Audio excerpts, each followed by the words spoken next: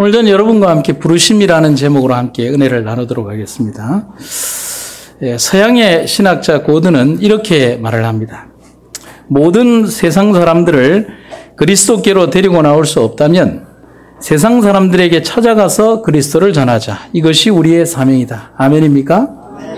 모든 사람들을 우리에게 딱 맞춘 듯이 예배당 안에 가두고서 하나님의 말씀을 전할 수는 없습니다.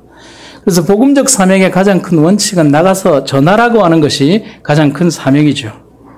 그래서 우리는 모두 하나님으로부터 부름받은 사람들임을 잊어서는 안 됩니다.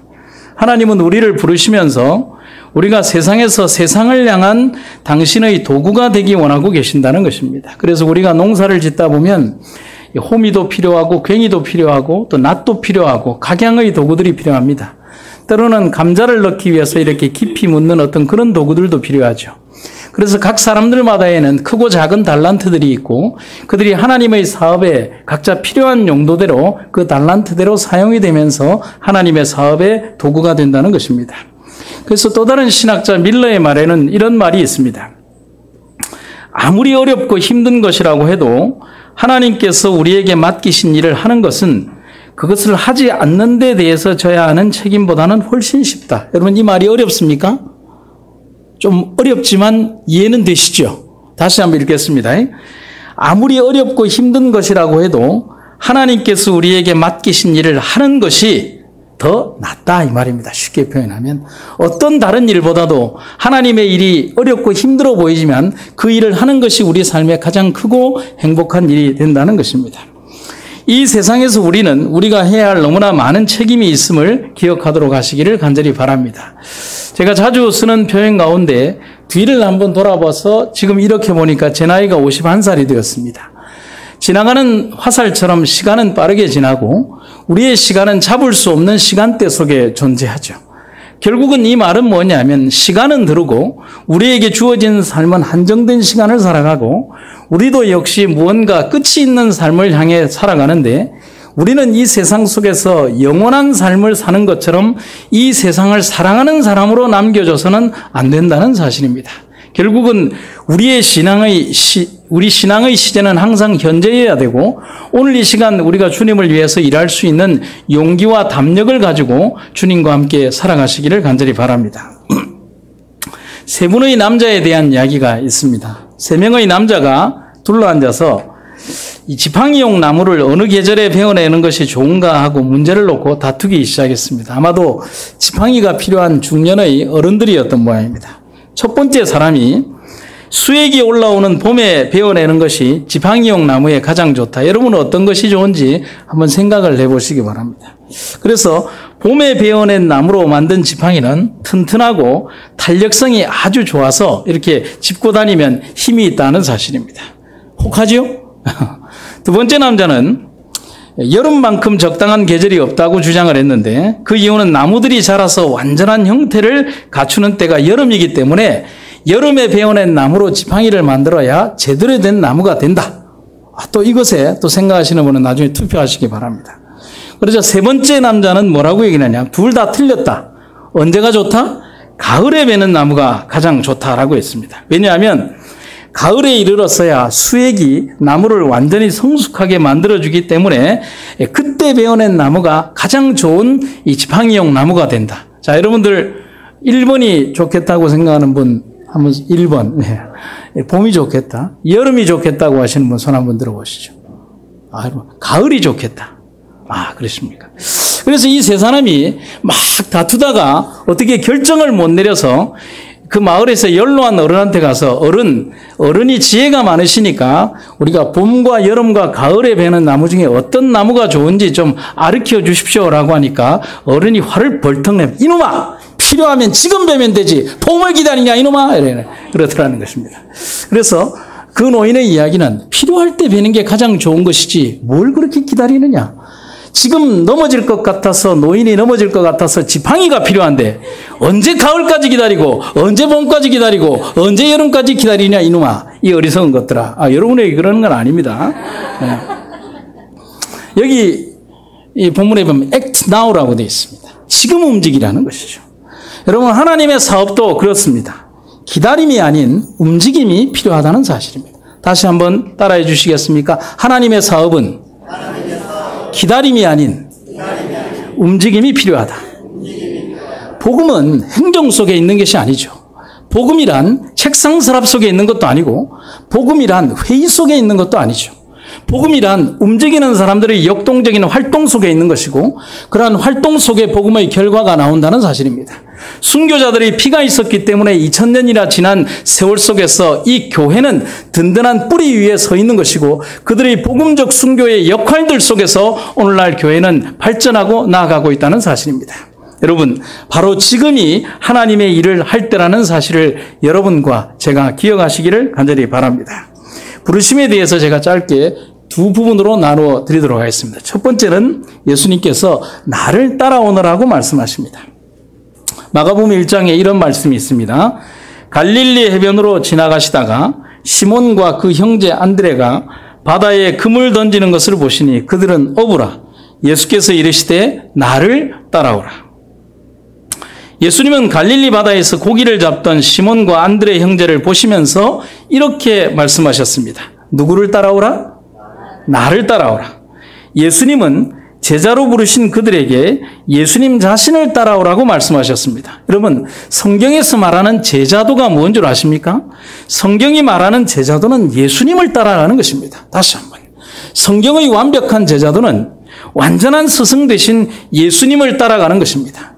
오늘날 교회의 제자도도 마찬가지인 것입니다.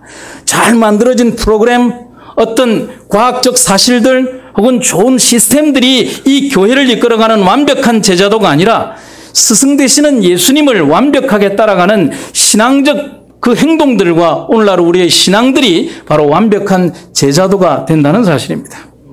오늘 우리의 삶에서 가장 부족한 것이 있다면 예수님을 믿는다고는 하지만은 예수님의 삶을 따라서 살지 않는다는 것입니다. 여러분 깊이 한번 여러분과 제가 생각해 봐야 합니다. 하나님을 믿는다라고는 하지만은 하나님을 믿지 않아요. 예수님을 따르노라고 얘기하지만 예수님을 따르지 않아요. 예수님이 가라고 명령하면 예라고 얘기하지만 그 길로 가지 않아요. 너 오늘 농장에 가서 일하라는 그 명령에 대하여 하나들은 아니오라고 얘기했지만 그 농장에 가서 일을 했고요. 하나들은 가겠다라고 했지만 실제로는 가지 않았어요. 그런 모순된 삶이 우리들의 삶에 존재하고 있다는 사실입니다. 그것은 예수님 당시의 사람들도 그랬고 제자들도 그랬습니다.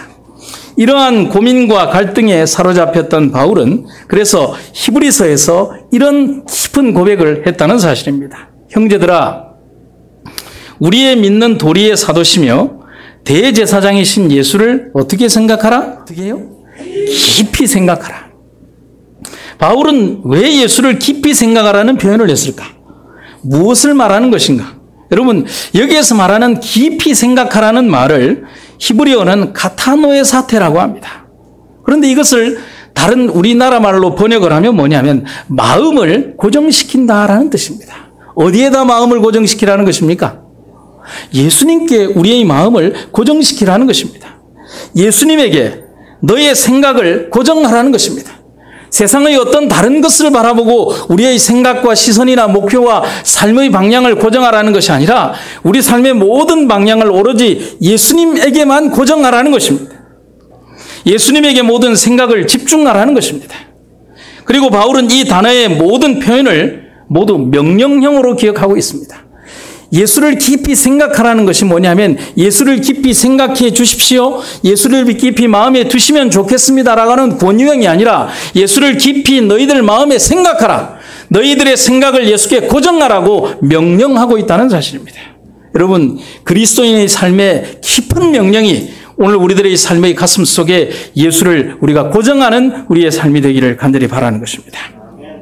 그리고 나를 따라오라는 주님의 명령에 대해서 부름받은 우리들은 우리의 생각과 마음 속에 주님 이외의 어떤 것도 그 무엇도 담지 않는 충성된 마음으로 예수님께 우리의 마음을 고정해야 한다는 사실입니다. 축구선수 이야기가 있는데요. 요즘 우리나라가 축구 때문에 이렇게 열병을 앓고 있죠. 갑자기 올림픽에서 축구를 잘하고 그러니까 아마 내일도 이렇게 새벽잠을 설칠 분들이 계실 것 같습니다. 제가 옛날에 해운대 교회를 심호할 때 그때 우리가 2002년인가에 언제 월드컵 경기를 할 때 안식일에 무슨 경기가 있었습니다. 그런데 제가 안식일 날 우리나라가 이긴 걸 알았어요. 왜 알았냐면 제가 TV를 본 게 아니라 교회를 가는데 아파트 전체가 와! 하는 소리가 나길래 아, 우리가 이겼구나라고 했습니다. 그만큼 이제 사람들의 국민적 관심사가 있는 것이죠. 어떤 축구 선수에게 기자가 이런 질문을 했습니다. 세계적인 축구 선수에게 하루에 몇 시간이나 연습을 하십니까? 그러니까 그 축구 선수의 대답이 우리들에게 상당히 의미를 주는 말을 했습니다. 공을 차고 있는 시간은 축구를 하는 시간이고요. 공을 안 차면 축구에 대해서 이야기를 하고요. 또 축구에 대해서 이야기를 안 하면 축구에 대해서 생각을 합니다. 다시 한번요. 공을 차고 있는 시간은 축구를 하는 시간이고요. 공을 안 차면 축구에 대해서 이야기를 하고요. 또 축구에 대해서 이야기를 안 하면 축구에 대해서 생각을 합니다. 여러분, 이 방정식에 복음이라는 말을 대입을 하면 그리스도인이 어떻게 살아야 되는지에 대한 명확한 답이 나오죠. 복음을 전하고 있으면 복음을 전하고 있는 것이고요. 예수님에 대해서 복음을 전하지 않으면 예수에 대해서 이야기를 하는 것이고요. 예수님에 대해서 이야기를 하지 않으면 그 예수님에 대한 생각을 하며 사는 것입니다. 아멘입니까? 오늘 우리들의 삶에 그리스도 이외에 너무 많은 것들을 담다 보니 그리스도인들이 모인 자리에서 온갖 세상의 것들에 대한 것들로 우리의 시선의 모든 것들을 모아서는 안 된다라는 사실입니다. 그러니까 이 축구 선수는 24시간 내내 다 연습을 한다는 말입니다. 어느 시간도 쉬지 않고 나는 오직 축구만을 생각했다는 것이 이것이 바로 전적인 축구에 대한 헌신이라고 할 수가 있습니다. 여러분, 저는 여러분에게 이런 도전적인 말씀을 드립니다. 그리스도인의 삶이 바로 이렇게 돼야 한다는 사실입니다. 그래서 구약 성경에는 죄라는 단어를 하타트라고 했습니다. 여러분 말씀드렸죠? 하타트가 뭐라고요? 표적을 빗나가다. 궁수가 표적을 빗나갔을 때 하타트라고 합니다. 그처럼 예수가 목표가 되지 않은 삶은 우리들의 삶에 있어서 영적인 죄가 해당된다는 사실인 것입니다. 오늘 우리의 삶의 목표의 방향을 정확하게 그리스도에게 맞추고 그분께 우리의 삶의 모든 방향을 고정하는 여러분과 제가 되기를 간절히 바랍니다. 그것이 진정한 제자도라고 하는 사실을 여러분과 저는 잊어서는 안 됩니다. 두 번째는요. 마가복음 1장 17절과 18절에 예수님께서 다시 이런 말씀을 하십니다. 예수께서 이르시되 나를 따라오라. 내가 너희로 사람을 낚는 어부가 되게 하리라 하시니 곧 그물을 버려두고 따르니라. 여러분, 예수님께서는 맞춤식 설명을 굉장히 잘하십니다. 그렇죠? 평생을 어부로 살았던 그들에게 예수님은 어떤 맞춤식 설명을 하느냐 하면 그들의 직업이 어부니까 너희들의 어떤 어부가 되게 하겠다고요? 이제는 물고기를 잡는 어부가 아니라 사람을 잡는 어부가 되게 하겠다라고 하는 것입니다. 사람 낚는 어부라는 표현은 사마리아 우물가에서도 빛을 발하는데 물이 필요해서 물을 길러 나온 여인을 향해서 예수님이 뭐라고 얘기하십니까? 내게 뭐를 좀 달라? 남편이 5이나 있었고 지금 사는 남편이 또 있는 6명의 남편을 두었던 인생을 그렇게 전전하며 살 수밖에 없었던 빈곤한 여인이 그냥 무한정으로 펄 수 있는 그 우물가에서 최고로 많이 가진 것이 뭐밖에 없는 거예요. 물밖에 없는 여인에게 예수님께서 그 여인이 풍부하게 가지고 있는 것을 대하면서 여인아 네가 가지고 있는 것 가운데에서 그 물을 나에게 좀 다오라고 얘기하면서 그 여인의 마음을 녹아내리는 예수님의 그 화법, 다른 사람을 배려하고 그 다른 사람을 친근하게 만드시는 예수님의 깊은 다른 사람에 대한 배려에 대한 표현을 우리는 배워야 한다는 사실입니다. 어부였던 그들에게 조금 전까지 비린내나는 그물을 잡았던 그들에게 예수님이 이렇게 명령하십니다. 이제는 물고기를 잡는 사람이 아닌 사람을 낚아 구원하는 사람이 되라고 말씀하십니다. 여러분 삶의 현장에서 어떤 삶을 사는지 중요하지 않습니다. 여러분이 살아가는 삶의 현장에서 그 어떤 현장이든 사람을 인도하고 사람을 그리스도께로 인도하는 거룩한 사명을 잊지 않는 사람 낚는 어부들이 되시기를 간절히 바랍니다. 예수님을 통하여 그들과 우리는 삶의 방향이 바뀌게 된다는 사실인 것입니다. 여러분 이분을 아십니까? 저희 아버지가 굉장히 좋아했던 영화 배우인데 예? 찰턴 헤스턴. 이 배우를 아시는 분은 굉장히 옛날 분들입니다. 우리 김남임 장로님이 아주 이렇게 찰턴 헤스턴. 저도 이 배우를 잘 아는데 10개라는 영화에 출연한 아주 유명한 배우입니다. 그런데 이분은 굉장히 신앙심도 굉장히 깊었어요. 근데 10개라는 영화를 촬영한 뒤에 기자가 물었습니다. 모세와 같은 성인의 역할을 하면 배우 자신도 영적 생활에 변화가 옵니까? 이때 찰턴 헤스턴이 정말 우리에게 의미가 되는 말을 했습니다. 어떻게 시내산 흙을 밟고 올라갔던 사람이 어떻게 같은 인간으로 내려올 수 있겠습니까? 여러분 아멘입니까? 이 말은 비록 연기이지만 모세가 올라갔던 그 산에 올라갔다가 어떻게 변화를 받지 않고 옛사람 그대로 내려올 수가 있겠냐는 말인 것입니다. 정말 그리스도를 경험했다면 우리도 결코 옛사람의 모습으로 하산할 수는 없다는 사실입니다. 여러분 제가 여러분에게 질문을 하나 드릴까요? 이게 무슨 책이죠? 요거를 그냥 찬양대 책이라고 하지 말고 그냥 삼류 그냥 수준 낮은 잡지라고 생각을 해봅시다. 제가 이런 비유를 잘 드는데 제 직업이 뭐죠? 왜 자신 없게 얘기하십니까? 네, 저는 목사입니다. 이게 뭐라고요? 요거는요? 무슨 잡지요? 삼류 뭐 그렇고 그런 잡지. 예. 자, 제가 여러분에게 질문을 드립니다. 솔직하게 얘기를 해 주십시오. 목사인 저는 이 두 책 가운데에서 어떤 책의 영향을 더 많이 받겠습니까?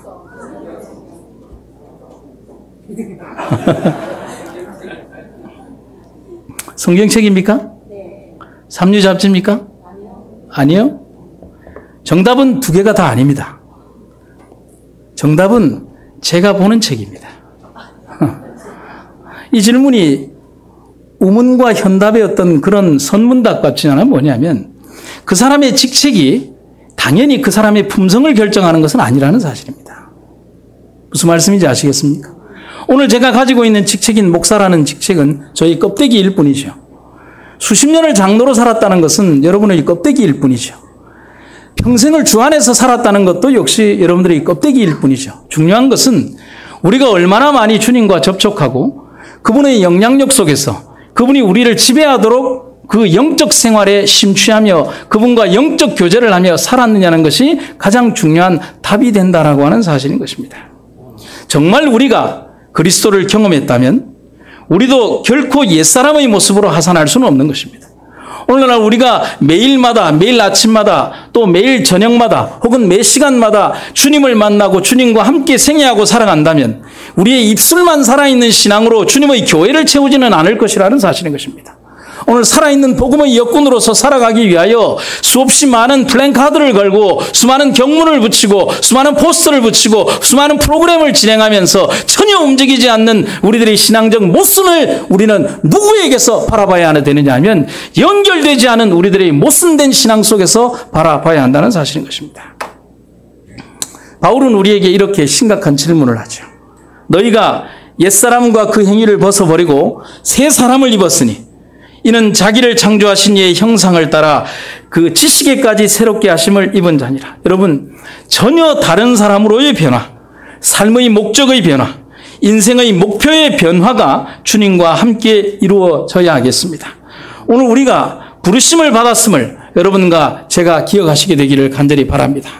오늘 우리를 부르신 주님의 거룩한 사명이 정말 우리를 통하여 무엇을 이 땅 위에서 이루시고자 하는지 그 사명에 대한 분명한 책임을 가지고 이 땅 아래에서 살아갈 수 있기를 간절히 바랍니다. 한 분을 좀 소개해 드리도록 하겠습니다. 1968년 멕시코 올림픽의 마라톤 대회에 탄자니아 대표 선수인 존 스티브 아쿠아라라고 하는 선수가 출전한 영상입니다. 그 출전한 영상을 짧게 한번 보시도록 하겠습니다.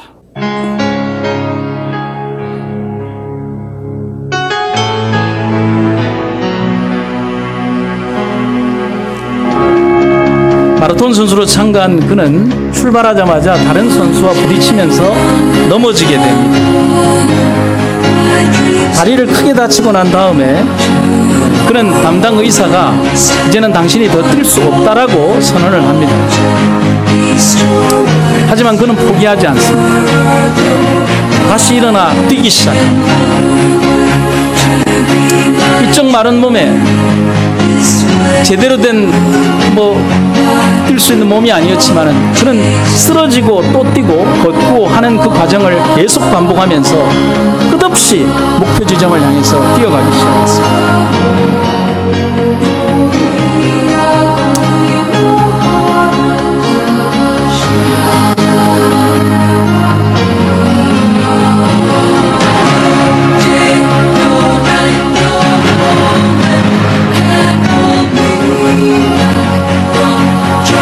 다리에 붕대를 감고 피 흘리는 것을 지혈을 해가면서 그는 10시간이 넘는 긴 마라톤 여정을 끝내고 거의 스타디움에 불이 꺼지고 사람들이 없는 그 경기장 안으로 들어오게 됩니다. 그는 더 이상 몸으로 달리지 않고 정신으로, 영혼으로 달렸습니다. 그가 그렇게 메인 스타디움에 도착했을 때 남아있는 사람들은 거의 없고 이제 몇 명의 심판들과 마지막 종료를 알리는 그 스타디움의 관계자들 이외에는 없었습니다. 이 존 스티브 아쿠아리가 마지막 스타디움에 들어오면서 멕시코 올림픽은 공식적인 종료를 하게 됩니다. 그때 남아있던 몇 명의 기자들이 다가와서 존 스티브 아쿠아리에게 이렇게 얘기를 했습니다. 왜 포기하지 않았습니까? 물론 이것은 상당히 좀 이렇게 부드럽게 표현된 것이죠. 기자들은 이렇게 얘기를 했죠. 뭐하러 뛰었습니까? 아무도 알아주지 않는데 왜 끝까지 뛰었습니까? 그런데 멕시코 올림픽을 가장 빛나게 해준 존 스티브 아쿠아리의 마지막 말은 이것이었습니다. 그는 이렇게 얘기를 했습니다. 나의 조국에서는 나에게 출발만 하라고 나를 이곳에 보내지 않았습니다. 나의 조국에서는 나를 완주하라고 지구의 반대쪽에 있는 이곳에 나를 보냈습니다. 나는 뛰어야 합니다. 나에게 등수는 중요하지 않습니다. 나는 마지막 끝선상까지 뛰어야 합니다. 여러분, 저는 존 스티브 아쿠아리의 이 영상을 굉장히 소중하게 간직하는 제 개인적인 영상입니다. 하나님께서도 우리를 이 땅에서 완주하라고 보내셨습니다. 그렇기 때문에 우리는 우리 신앙이나 우리의 삶을 절대로 포기할 수 없습니다. 절대로 포기하지 말아야 될 이유가 있다면 바로 그 이유가 주님께서 오늘 우리를 부르셨고 마지막 우리를 끝선상까지 뛰라고 명령하시기 때문에 그렇다는 사실입니다. 오늘 부르심을 받은 종들에게 예수님은 명령을 합니다. 아니, 부탁을 합니다. 절대로 넘어지지 말라고 말하는 것이 아니라 절대로 포기하지 말라고 말씀하십니다. 아무리 깊은 수렁과 고난이 있어도 서로 죽음에 내몰리는 순간일지라도 포기하지 말라고 말씀하십니다. 우주의 건너편 그곳에서 우리를 기다리는 주님이 계시기 때문에 그렇습니다. 그리고 우리에게도 말씀하십니다. 좌절, 고통, 아픔, 시련, 세상의 모든 수만 가지의 시험이 우리를 포기하게 만들려고 해도 절대로 우리는 포기하지 않습니다. 마지막 진주문을 통과하는 그 순간까지 임마누엘의 피 묻은 깃발을 한 손에 치켜들고 충성하는 그리스도의 정병으로 마지막 순간까지 뛰어야 하겠습니다. 그리고 마지막 순간까지 그 누구도 아닌, 그 어떤 사람도 아닌, 그 무엇도 아닌 주님만 바라보며 뛰어야 하겠습니다. 그게 부르심에 반응하는 우리들의 삶의 유일한 삶의 법칙이 되어야 하겠습니다. 말씀을 마치겠습니다.